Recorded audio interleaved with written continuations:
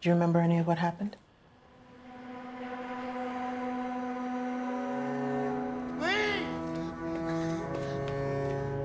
I can't do this anymore. Because I can't be who you want me to be. It was all just a fantasy.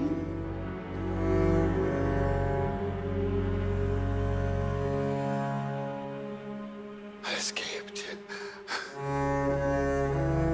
We can go. This is good if you don't mind. We're not going away, Arthur. All we had was the fantasy, and you gave up. There is no Joker. That's what you said, isn't it?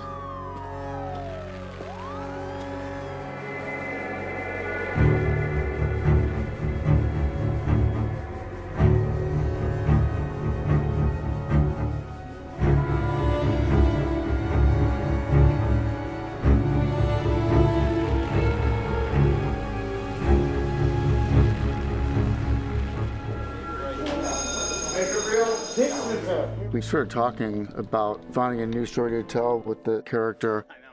And midway through the first one, I had a friend of mine come down. We did a photo shoot with the on-set photographer and mocked up posters for Todd. That was what it might be like if we did another film and introduced what ended up being the lead character. It was something that I definitely wanted to explore more.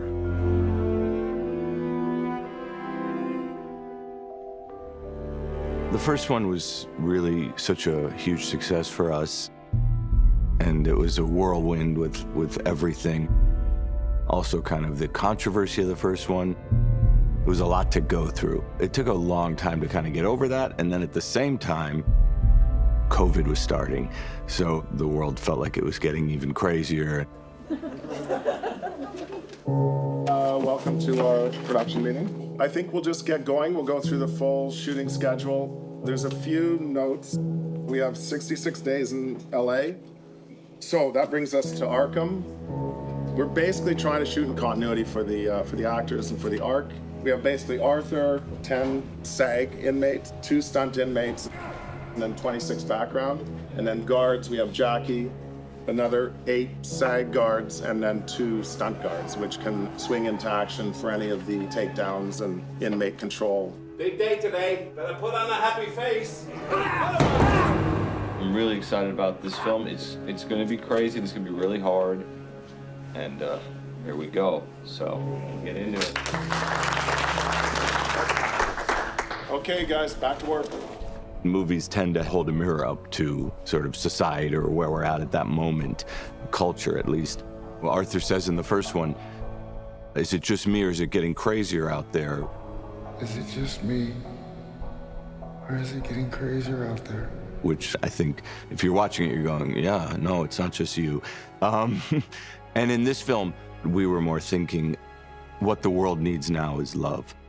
That's the kind of thing, like, we don't really talk about, even with Joaquin, because we kind of just like to begin where we begin. Do you know what I mean? So it's not so much about let's fill in these 2 years and figure out where he's at. It's more like this is where he is now. So it felt right for him not to talk. Hey, Flat, got a joke for us today? In fact, the first line in the movie from him is, "Can I have a cigarette?" which also seemed appropriate. Part of that is like, what would Arthur say in the beginning? You know, you're not gonna add lines for the sake of, oh, it's been 10 minutes, you should say something. You know, it's whatever the script and the story warrant. I love talking to Todd, and I like the way that he solves problems, and he's pretty fearless. I said I could make an argument that he's not as skinny, and Joaquin's like, no, absolutely. In fact, he wanted to be skinnier.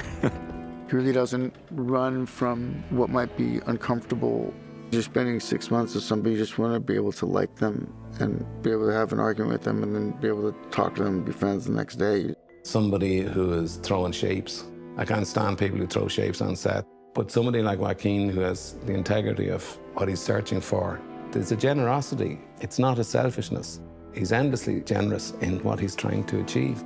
You know, with Joaquin, what I learned early on the first movie was he's just better the better people you put him up against. So you get a heavyweight in there with Joaquin. somebody like Brendan Gleeson.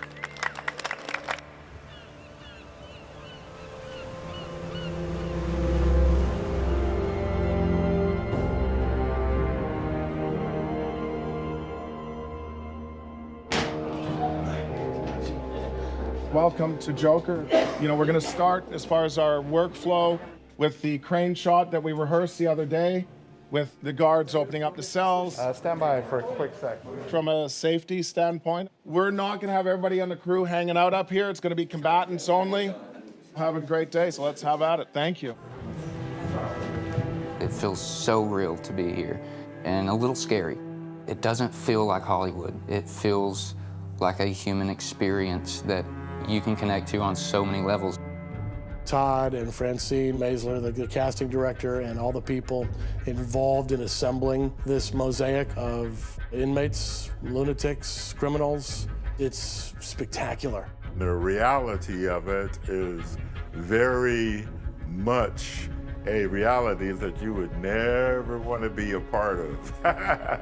I'm always a little bit wary where people start casting people because they have wonderful faces. And so there had to be a sensitivity to the human respect going on within the set. It's an interesting lot. You know, there's some actors, there are some people that they found that fit into the mold of the people that you would expect to see at Arkham Asylum.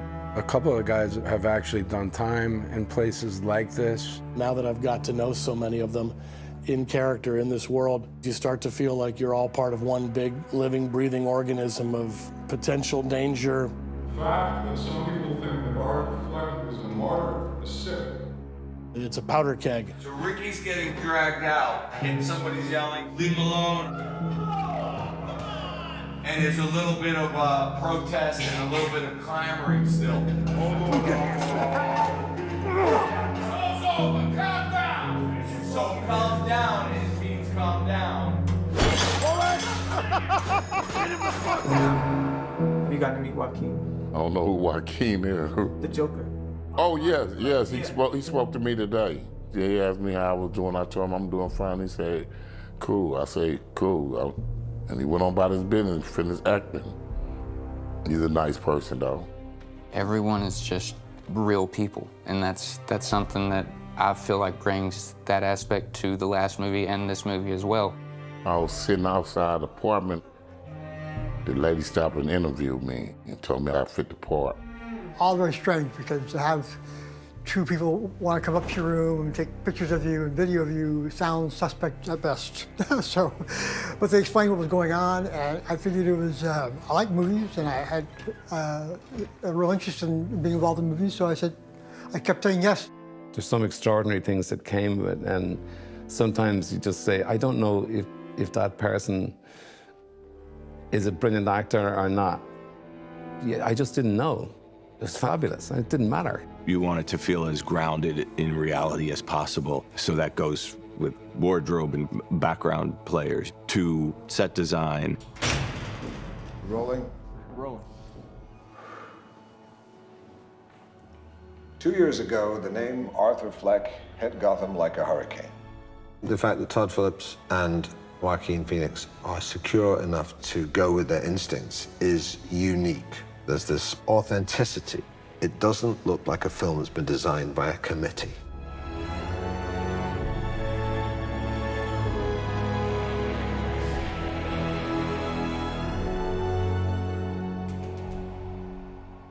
What you're looking at behind us is the bottom half of the minimum security build, where Arthur will take this portal to the place where color starts to happen in our story. The opening of our movie, we wanted almost like a black and white film, so we made sure the colors were essentially black and white. Every ceiling, every wall, every window has age, character, paint, rust. It's as real as it can be. That lets the actors immerse themselves in storytelling and brings the script to life. The cell numbers here are the first issue that Joker appeared in. Those are the details that blow my mind. The color palette in the beginning of this film very much leaves where we left off in the first film, and it's not until Lee is introduced, and it is not until magic comes back into Arthur's life and music comes back into Arthur's life that things start to shift for him. This is where Arthur and Lee start their Folie à Deux. Color brings life into his blood, and from there they start their fantasy together. The sets that Mark built were pretty astonishing. Arkham had the kind of sets that you go in and you get lost in those corridors. Everything was accessible and it felt authentic, so it's a huge part of helping the actors find their place within the world. I think that really informed Joaquin. He's been in such a dark place like, you know, Arkham State Hospital, this institution/prison for 2-3 years.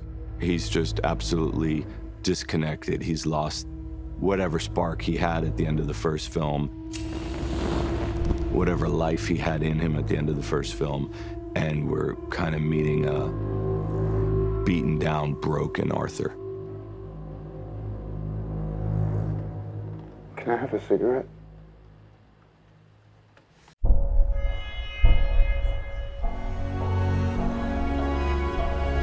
You should see it out there. They're all going crazy for you. You can do anything you want. You're Joker. Lady Gaga, take one. The chaos of the process was something that gave a lot of life to this couple. Some of these circumstances are sort of psychotic. Everything was grounded in something real because this was who they really were. Some people refer to it as double insanity. Other people talk about it being this condition where two people who have psychosis, one gives psychosis to the other person. They believe a shared fantasy, a shared delusion, and to each other and those around them, they will defend their fantasy at any cost. And also, a very extreme version of what people do when they're in love. We thought it was really important, if we're gonna do music in the film in the way that we did it, that the person we cast opposite Arthur kind of brings music with them. Scott and I just sort of kind of started writing it with her in mind. Where it was at the very beginning was a sequel for Arthur Fleck, but an origin story for Harley Quinn. I worked a lot with Todd and Joaquin every single day on how to bring out her humanity amidst a story that's wild. How can you love someone like him? How could I not? He's gonna set the world on fire. I found her to be without ego and had such a fierce determination to get right in with us and go wherever it led us. Going through the screen test process was when I met Joker for the first time. And I had that kind of fan experience of, oh my God, that's Joker. I thought this is perfect. This is Lee. We didn't really fully calibrate Lee until about 2 weeks into filming. And it took us that long to figure out how we orient her gravity to be in Arthur's orbit, because this movie is very different than the first Joker, but the world is still there. A lot of us had done the first film, so we understood the methodology of like preparation and then throwing it all away. And she was able to make those adjustments and discover the character in real time. A lot of the magic happens in those spontaneous moments. You know, things that maybe weren't planned, an idea that happens in the moment. That's really some special stuff. It was like free jazz. Yeah. You know, you just get in there and you start playing. It's exciting and it doesn't make things boring, because sometimes we're stuck on set and everything goes by plan and it gets kind of boring after a while, but never on this movie. There's always something exciting going on. Things change, we reshoot things, and then it's completely different to the script and everybody changes their mind, but it's kind of fun. The creativity really shines, actually. One of the best things I've learned from Todd is the idea that you plan a movie, but you really discover what movie you're making in the first couple weeks. All right, locked up, and roll it. Action. You know, I must have watched that TV movie they made about you like 100 times. You know, I must have watched that TV movie they made about you like 100 times. I must have watched that TV movie they made about you like 100 times. Bravo! From the top. Do it again. Great. Cut. I must have watched that TV movie they made about you like 20 times. Good. Nice. I made it a little lower because it's a little high. Yeah, I did thought so it. too. I must have watched that TV movie they made about you like 20 times. The first time he sees Lee, and it's the first time we feel really any warmth in the movie. Music and action.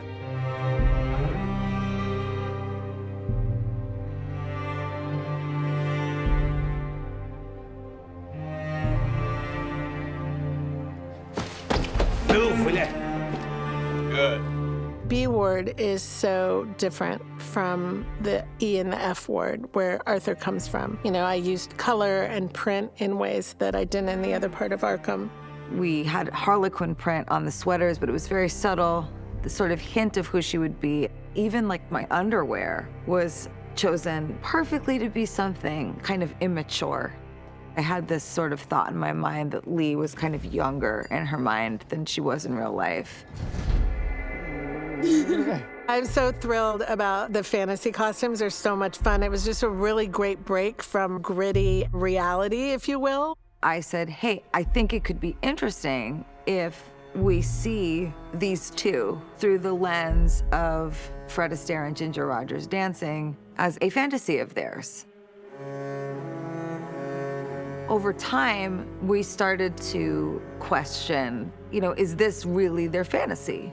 And Joaquin came into the studio one day and he said, I have an idea. And he put on Hilder's score from the first film, and we did the entire waltz, and it was like a total revelation. Are the feet okay though? Because my feet are is it okay that my feet are different, Michael? We leaned into what the combination of the songs could be. Joaquin came out in his tux, she came out in her unbelievable dress. The room kind of got more and more quiet, just sort of anticipating, like, what is this going to be? Nobody go up there unless they tell somebody, and unless you're a grip. Anybody else on the crew, if you think, wow, what a cool view, just don't. After this is this, this one just is that, instead of a... Really pleasantly surprised about a lot of these colors coming together and working together and not against. I would have never imagined working my music into these types of songs. You know? There's a hint of a dream of absolute romance, but it's a little sideways. Huge sweeping turns across the rooftop became extremely sort of scary. This is part of what was exciting about making this movie. We would throw things out and do them differently and change the music and change the scene, and somehow it said something that we hadn't thought of. It was extraordinary to watch them fly. You know, it's that old saying, like, let's not squeeze all the lemons until the day, and I was like, I can't wait to see what they're going to do with this and where they're going to take it. From NCB Studios in Gotham City, ladies and gentlemen, it's the Joker and Harley Show. It's very kinetic, to use a word, for the audience. I think they pick up on the strange energy of it all. Hey, why'd you stop? What happened? Well, you weren't even looking at me. You weren't even looking at me anymore. I mean, you're making it all about yourself, and the song's about loving me. You know, they want to ride it with the movie and with Arthur and Stephanie. What happened? You're making it all about yourself. And the song is about loving me. Now look who's making it all about themselves. I'm just wild about her. Not that I have a lot to do with her, but I do gawk at her a lot, and that's cool. Dogs! Yeah? Now, Steve. Joaquin! It must be such an interesting experience for Stephanie, having to probably pare back her professionalism and talent to play this character who is not. You know, Lee's not a great singer. She's like doing her best. I think it was probably very difficult for her to not sing as she normally does. There had to be like a rawness to the character. The whole time I was watching, I kept thinking, I hope this guy blows his fucking brains out. One thing that I noticed when I first started working with her, she would say, well, this song is about this person that experiences this thing, and then this happens. But then I began to really appreciate what that brings to her performance. To an audience, it might seem so out of control, but it's not. Stephanie, she is blazing. You really only hear me sing full me for maybe one scene.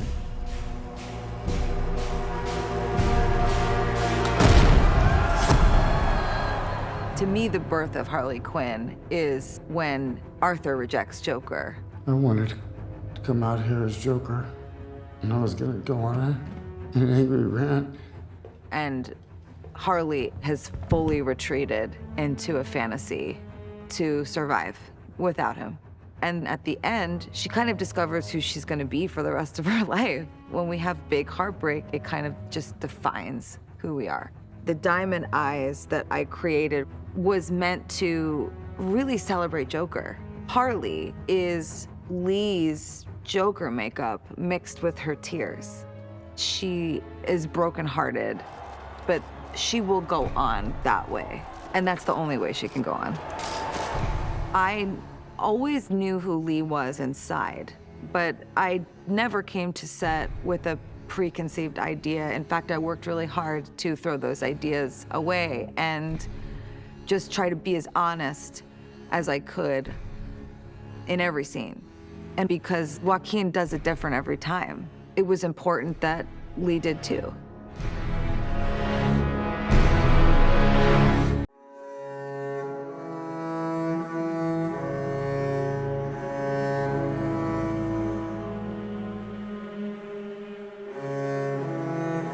I think that Todd took a very big risk in having the sequel have this much audacity and complexity.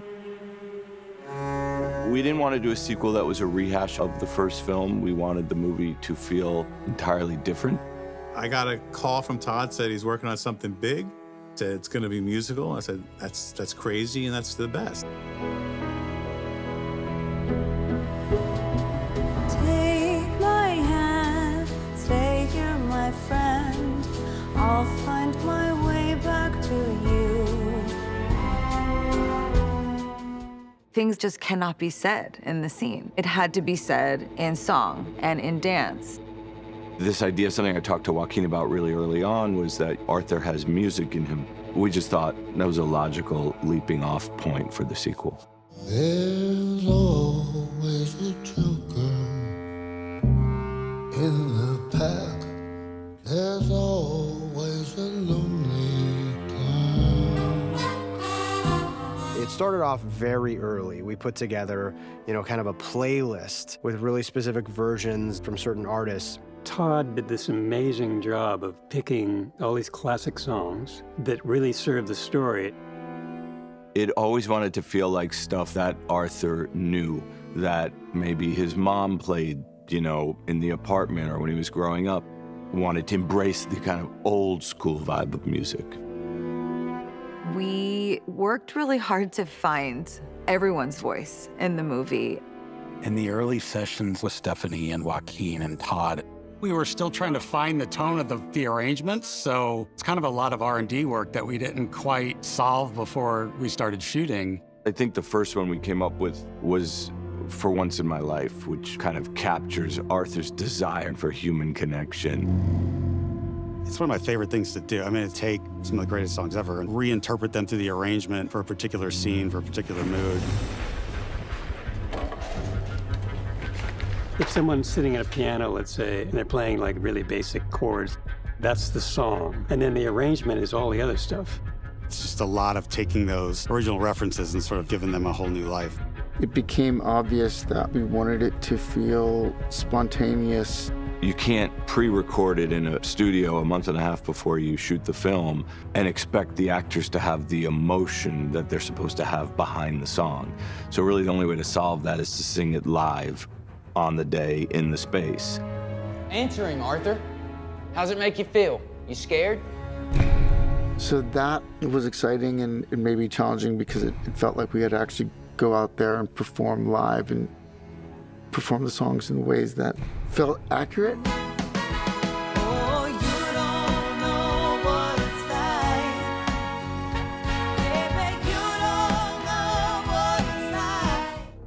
Everything was live. The piano was live, the vocals were live. It creates a layer of reality to something that is meant to be fantasy.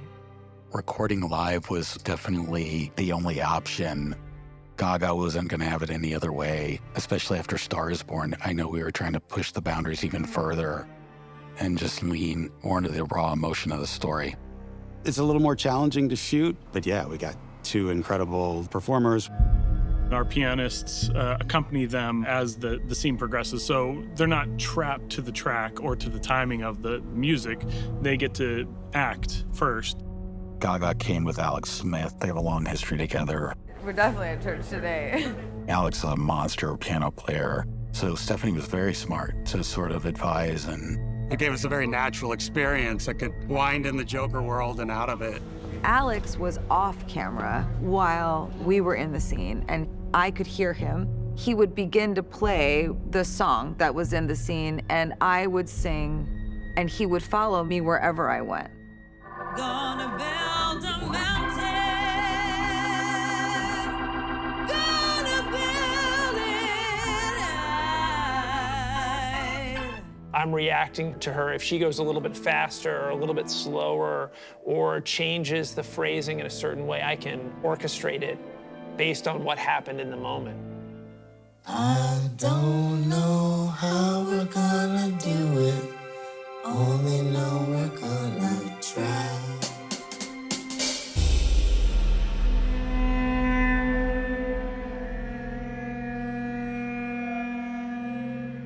There was no version where we weren't calling Hildur to do the score. I think her music is basically the second biggest character in the first film.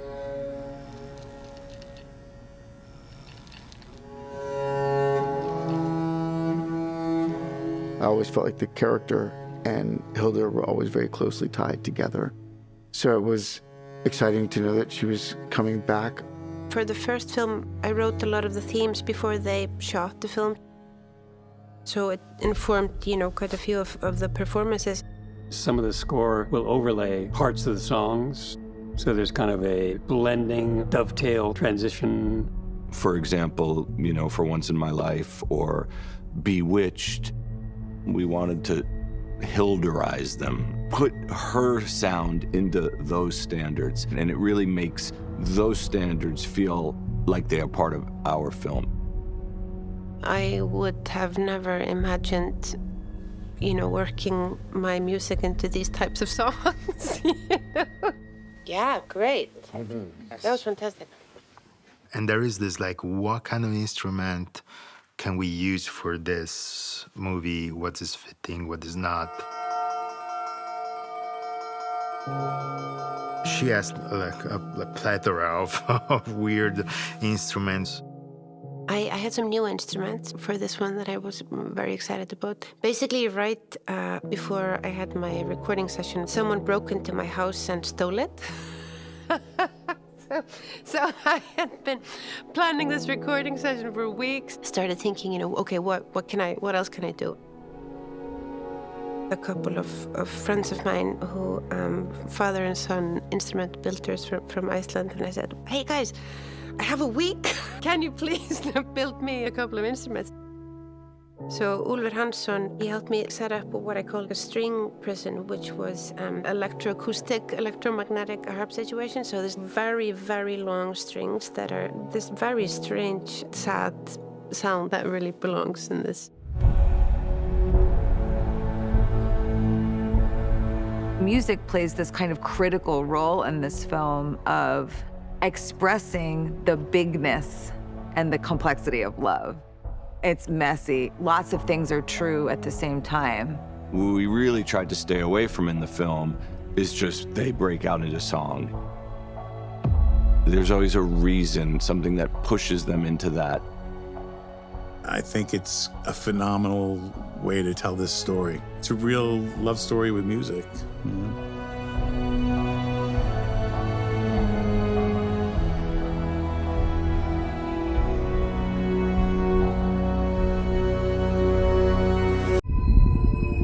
I just want to blow it all up. Start a new life.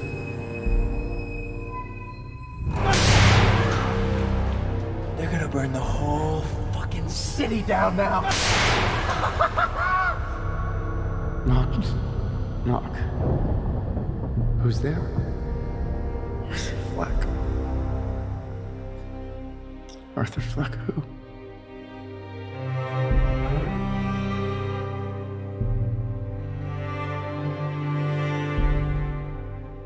He's literally running to be with her, but he's running as Arthur Fleck. In fact, we say in the script, he's being chased by ghosts, right? There's this Joker kind of doppelganger that is out there with the protesters and supporters. And so Arthur's kind of running from that, Arthur is, to be with her, but she's not that interested in Arthur. We used to debate all the time about whether or not Lee thought Arthur was really gonna get out of jail. Excuse me? Yeah, thanks. Oh. And I'm like, she believes he's getting out. So the courthouse explosion will end up being roughly a 5-minute seeming one shot that's actually stitched together from 4 different locations and 4 different pieces. You'll go through with Joaquin through the spaces and be right there with him.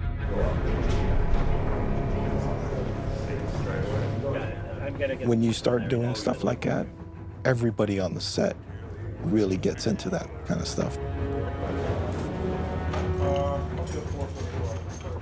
You know, this movie has been very art department centric. A lot of sets, a lot of big sets. Can we get around it? No, they're stuck. All right, here we go. But the next set being in downtown Los Angeles, this is a place where we're actually shooting a location. And I think it's nice for us because it gives us urban energy.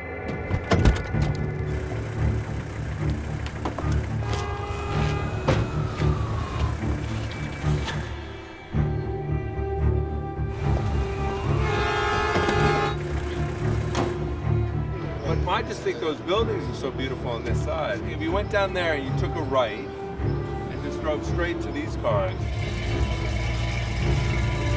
Like one in each lane? There. Sure, do it there.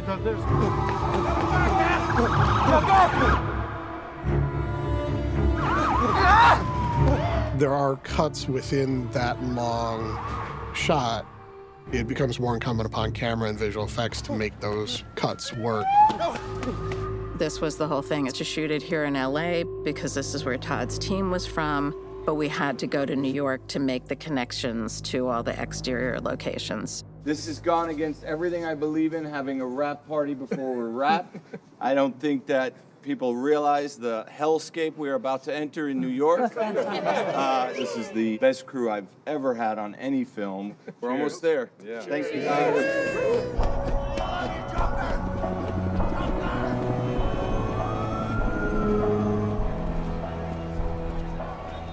New York is like the greatest place to shoot, but it's tough, boy. Todd always wanted those stairs in the Bronx, and I lose sleep every night over going back to the stairs because we have Lady Gaga performing on the stairs for 3 nights. You watch, no one will be there. The Yankees are playing on those nights. 0.0000001% of people going to a baseball game give a shit about Joker shooting on those stairs. You watch, I'll be right.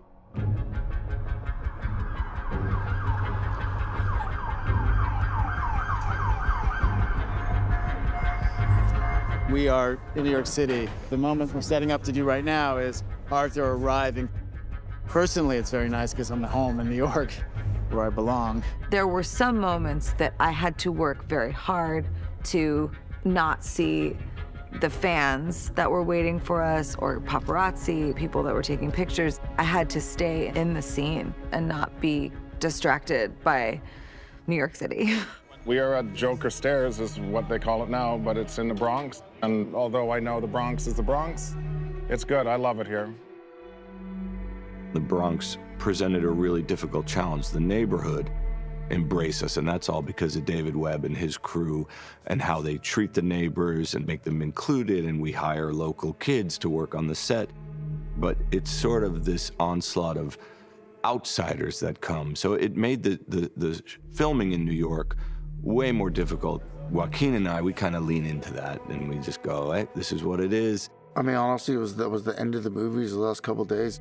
All the, weird, stupid insecurities and fears that you have when you're creating something and it's being captured on film and it's going to be there forever, and there's all sorts of panic that everybody goes through in their own way, and all of that kind of revolves around trying to discover what the scene is. What if somebody blew up the courthouse and I'm free? Let's just go away. That was a really hard day. That was our last day of shooting. So I think it was the perfect day to shoot that scene. All these things always feed the film, always feed the performances or feed the way Larry and I are working.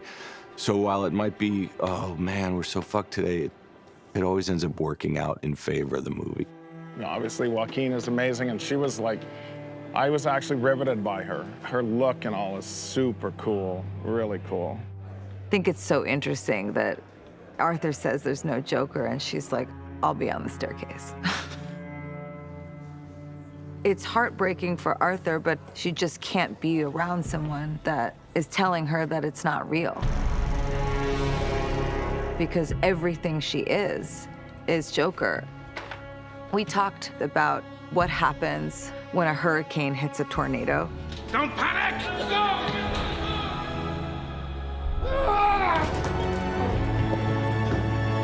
I remember Joaquin once said, what if it's total stillness? And so you see with that kind of thinking, how you can sort of imagine that chaos could bring purity. Lee's whole existence is defined by this man.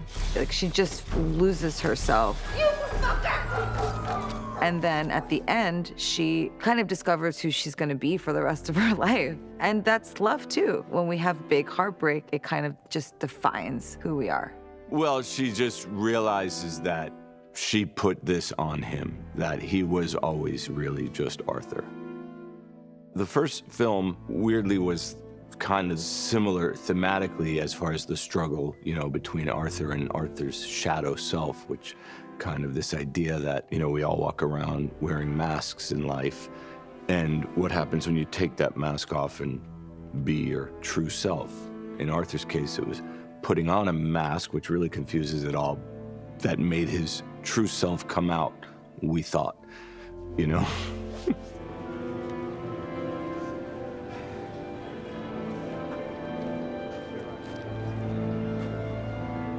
We're not going away, Arthur. All we had was the fantasy, and you gave up. There is no Joker.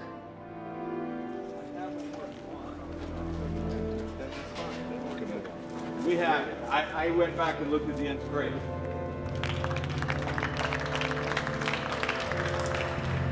It's the story of identity. It's the story of who is Arthur Fleck and who is Joker, at least through his own eyes, and what does it mean, to have to embrace your true self and who you are, which is what he has to ultimately do at the end. It was so hard to say goodbye to this whole movie. It was such a beautiful experience, and what a way to end on that staircase, I mean, Todd and everyone just assembled this incredible team. I didn't want to interrupt you during the day because I was literally going to come to the trailer. That just, made working on this really enjoyable. Todd, in his own way, with this movie, wanted to celebrate the minds of these two people in a fascinating way. I think this movie is infinitely more hopeful than the first film for Arthur.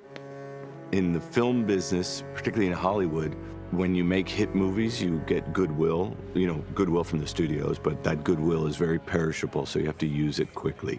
So yeah, I mean, when you have the opportunity coming off of something like Joker and you go, well, we could kind of do anything, and we could kind of do something that challenges us. I'm talking about Scott and I as writers, me as a filmmaker, Larry as a cinematographer. Really, how can we challenge ourselves in a way of something we've never done before? Okay, so she starts on that mark, yes? Yeah.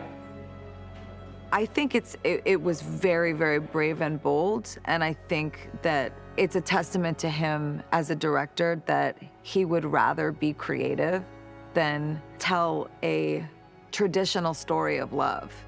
This is a love story, but it's Todd's love story. Well, I mean, I think if you love the first film, it's because you loved Arthur, because really the first film was all Arthur all the time. Well, it's been quite a few weeks, hasn't it?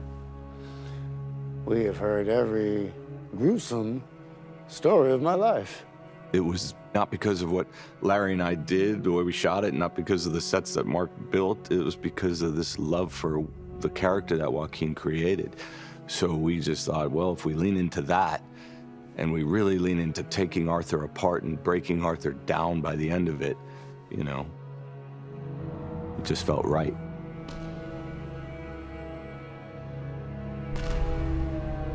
There is no Joker. It's just me.